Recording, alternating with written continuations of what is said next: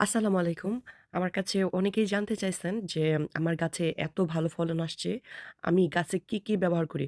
আবার অনেকে জিজ্ঞেস করছে যে আমি মরিচ গাছে ইপসম সল্টটা ব্যবহার করছি কিনা? অ্যাকচুয়ালি আমি মরিচ গাছে কোনো ইপসম সল্ট ব্যবহার করি নাই।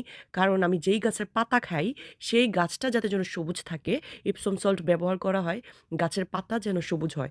আর মরিচ গাছের পাতা আমার সবুজ হওয়ার দরকার নাই, ভালো ফলন হলেই হবে। সো আমি ভালো ফলনের জন্য গোপনে একটা টিপস বলে দেই আপনাদের। মরিচ গাছটার ভালো ফলন আসবে সেটা হলো আমরা অনেকে মাছ, মাংস পানিতে ভিজিয়ে রাখার পরে যে ব্লাড বের হওয়া পানিটা সেটা আমরা ফেলে দেই।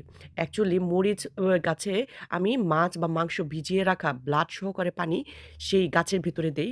এতে গাছটা তরতাজা সুন্দর হয়, পাতাগুলাও সবুজ হয় প্লাস প্রচুর ফলন হয়। আপনারাও বাসায় ট্রাই করে দেখবেন। প্রচুর ফলন হইছে। মরিচ খেয়ে শেষ করতে পারবেন না। আশা করি সবাই ভালো থাকবেন। আল্লাহ হাফেজ।